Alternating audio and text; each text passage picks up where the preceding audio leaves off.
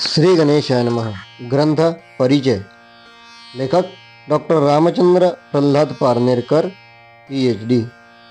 संग्राहक कैलासवासी ल. का. तथा दादासाहेब देशपांडे. प्रकाशन विमल प्रकाशन, पुणे. प्रकरण 45. वैदिकांचा ईश्वर साक्षात्कार. पान क्रमांक 142. अस्य वामस्य फलितस्य होतुः तस्य भ्राता मध्यमो अतक्ष्ण घृतपृष्ठः. असे ऋग्वेदातील पवमान पंचसूक्तांपैकी वामनीय सूक्त आहे. तसेच वैदिक वाङ्मयात प्राचीन गणल्या जाणाऱ्या वाङ्मयांपैकी वामनीय सूक्ताचा आरंभ वरील मंत्राने झालेला आहे. यात त्या ऋषीस ईश्वराचे कसे दर्शन झाले ते किंवा त्यात जो ईश्वरासंबंधीचा साक्षात्कार झाला त्याचे त्या ऋषीने वर्णन केलेले आहे. अस्य म्हणजे हा, याचा. वामस्य म्हणजे डाव्या हातास व याच्या डावीकडे बसलेल्या फलितस्य म्हणजे दाढीजटा असलेला, वर्धमान करणारा, सतत वाढणारा, वृद्धी पावणारा, सुखदर्शनी, कोणाकडूनही काहीही न घेणारा, न मागता वाढणारा, त्याग करणारा. अर्थात याच्या डावीकडचा हा सतत वाढणारा आणि त्याचबरोबर त्याग करणारा हा, असे हे वर्णन सभोवतालच्या भौतिक सृष्टीस पाहून केलेले आहे. मग या भौतिक व जड सृष्टीचे दर्शन अथवा साक्षात्कार त्या ऋषीस कसा झाला, तर वर वर्णन केल्याप्रमाणे वरदिष्णू आणि कसलीही अपेक्षा न करता त्याग करणारा, नेहमी घ्या घ्या म्हणणारा असा भव्य आणि उदात्त, तसेच सतत त्याग करूनही कोणाकडूनही कशाचीही अपेक्षा न करणारा असा हा निसर्गतस्य भ्राता म्हणजे त्याचा भाऊ. भ्राता भ्रातृभाव वैदिक काळी अविभाज्य अशा द्वैताबद्दल विपरीत असत. यास इंग्रजी भाषेत आपण इन्सेपरेबल अँटेसिडेंट म्हणतो. असा भाव, जसे पोट आणि पाठ या गोष्टी दोन असून अविभाज्य आहेत, म्हणजे एकी वाचून दुसरीचे अस्तित्व संभवत नाही. अर्थातच एक असली की दुसरी तिथे असतेच.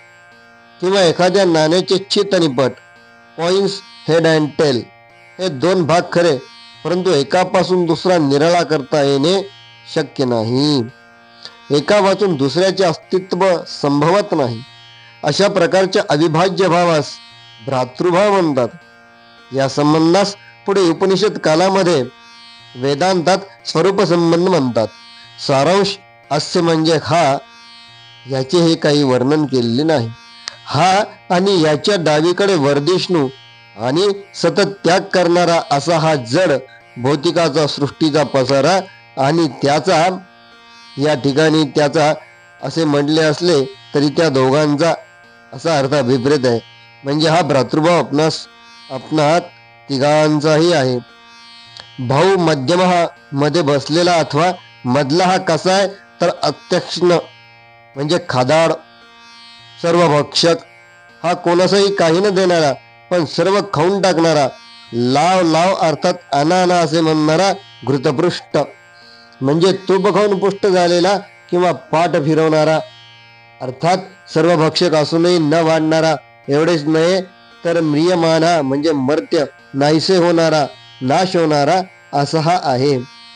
हा मध्यमा म्हणजे सर्व सृष्टीचा अथवा चैतन्य शुद्धीशून असलेले तत्व, याचे असे वर्णन आहे. या वरील वर्णनाकडे जर आपण लक्ष देऊन पाहिले तर आपणास असे आढळेल की हे वर्णन अगदी यथार्थ आहे. असे म्हणजे हा, यांचे वर्णन केलेले नाही, कारण पुढे वर्णन केलेल्या दोन्ही भावांशी भ्रातृभाव असलेला पण त्यांच्या गुणांहून भिन्न असलेला होतुः ही नाही आणि असणंही नसलेला, अर्थात तटस्थ वृत्तीचा ब्रह्मस्वरूप असलेला हा केवळ अस्तीचा अनुभव घेणारा हा देतही नाही आणि घेतही नाही, वाढतही नाही किंवा त्यागही करत नाही, तसेच सर्व भक्षकही नाही आणि नाशवंत देखील नाही असा हा.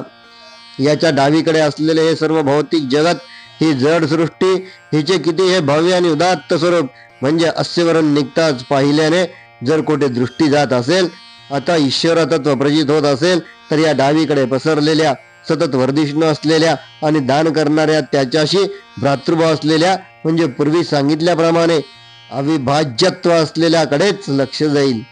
यात काय नवल, आणि मग तो तिसरा मध्यम जो सर्वभक्षक असूनही नष्ट होणार आहे. याचा हा दुर्गुण म्हणून जरी वर्णन केले आहे तर या कबुली देणारा आहे, म्हणजे ऍडमिट करणारा आहे, म्हणजे तू आहेस असे कबूल करणारा हा याचा फार मोठा गुण आहे. याशिवाय देणारा जरी सर्वस्व द्याव्यास तयार असला आणि जर कोणी घेणाराच नसेल तर मग हा कोणाच देणार आणि याचे दातृत्वात्व होते पण तरी काय कामाचे. अर्थात या घेणाऱ्याच्या अस्तित्वाची यास अपेक्षा आहेच. हा घेणारा म्हणजे लाव लाव म्हणणारा जर नसेल तर लेवलेव म्हणणाऱ्याची किंमत उरत नाही. सारांश, वरील कबुली करणाऱ्याच्या गुणामुळे आणि त्याच्या ल्यावल्याव करण्याच्या वृत्तीमुळे अपेक्षा ठेवीत असल्यामुळे त्याही ठिकाणी या दृष्ट्या ऋषीस ईश्वर व्हा प्रतीत झाला. यात काय नवल. हे तिन्ही मिळून पूर्ण ईश्वरत्वाची प्रचिती असल्याचे त्या ऋषीचे वर्णन केलेले आहे. त्या ऋषीने वर्णन केलेले आहे. याच ठिकाणी याच विविध दर्शनाचे प्रतीक म्हणून पुढे पुराणामध्ये ब्रह्मा, विष्णू आणि महेश यांचे वर्णन आहे. त्रिगुणात्मक दर्शन ध्येय कायम ठेवले आहे. औपनिषदिक वर्णनात, वेदांतात पंडितांनी या मध्यमाचे अतिशय महत्व वर्णिले आहे. म्हणजे सच्चित आणि आनंदमय असे वर्णन करून हा आनंद, हा जो भाव आहे, हा मध्यमाशिवाय इतर कोणास होऊ शकत नाही, होत नाही. म्हणूनच त्याचे महत्व सर्वाहून अधिक असे आहे असे त्यांचे म्हणणे आहे. परंतु भ्रातृभावामुळे अविभाजत्व भावामुळे या तिन्हीमध्ये तारतम्य भाव कितपत प्रशस्त आहे असा प्रश्न पडतो. याच माध्यमाचे पूर्णात वर्णन करताना प्रतीक म्हणून सदाशिवाशी त्याची तुलना केली आहे. सदाशिवाचे वर्णन हेच आहे. त्याचे स्वरूप अवंगळ, सर्वभक्षक म्हणजे विष देखील बसवणारे आणि सर्व खाऊन नष्ट करणारे असेच आहे. पण त्याच्या ठिकाणी मान्यत्वाचा, ऍडमिटेशन आणि आनंदाचा भाव असल्याने पार्वती आपले सर्वस्व देण्यास तयार आहे. पार्वती म्हणजे सर्व जड सृष्टी असे रूपक आहे. हे जे त्रिगुणात्मक ईश्वराचे वर्णन आहे ते पूर्णत्वाने त्या ऋषीत झालेले परमेश्वराचे दर्शनच होय. हे वर्णन सगुणात्मक आहे की निर्गुणात्मक असा प्रश्न विचारला तर वरील वर्णनावरूनच ते सगुण परमेश्वराचेच आहे हे स्पष्ट आहे. त्यासाठी निर्गुणाची कास धरणे आवश्यक नाही हे यावरून कळून येण्यासारखे आहे. या सगुण परमेश्वराचे सर्वव्यापित्व किंवा साम्यक यथार्थपणे वर्णन केलेले परमेव्यमन असे त्याचे जे वर्णन केलेले आहे हा या ऋषीत झालेला साक्षात्कार आहे. सर्व खल्विदम ब्रह्म. आणखी काय निराळे आहे. वरील तिन्ही वर्णनातून सुटलेले काहीतरी असू शकते काय? मुळीच नाही. हे तिन्ही मिळून परमेश्वर होतं म्हणून परमेव्यमन हे वर्णन यथार्थ ठरते. या श्रुती वचनासारख्या वचनावरून वैष्णवाचार्यांनी शंकराचार्यांवर श्रुती वचनानंतर अपहार केला असा आरोप केला आहे. हा सर्व व्यापित्वाचा अनुभव वा साक्षात्कार या ऋषीत झाला. तशी अनुभूती प्रत्येकास येणे आवश्यक आहे.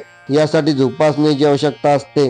सर्वसामान्य माणसाची मला हे पाहिजे, मला ते पाहिजे म्हणजे लाव लाव अशी अवस्था असते. अर्थात तो या सर्वभक्षक माध्यमाबद्दल जागरूक असून त्यास लेव लेव म्हणणाऱ्या म्हणजे उदात्त आणि भव्य भौतिक जगताची आवश्यकता आहे. त्या गुणांच्या प्रतीक देवतेची उपासना यासाठी सांगितलेली असते. घरातील देवात देवत्व न दिसते तर त्या सृष्टीतील परमेश्वराचा साक्षात्कार होऊ शकत नाही आणि सर्वव्यापीपणात देवत्व न दिसले तर ते घरातल्या देवातही दिसू शकणार नाही. असा त्यांचा म्हणजे उभवीत साक्षात्कारांचा अनन्य संबंध आहे. अनंत कोटी ब्रह्मांड नायक राजाधिराज पूर्णवादाचार्य श्री सद्गुरुनाथ रामचंद्र महाराज की जय. श्री सद्गुरुनाथ विष्णु महाराज की जय. श्री गुरुदेव दत्त मंगल मूर्ति मोरया पूर्णवाद की जय. जय पूर्णवाद. जय शिवराम.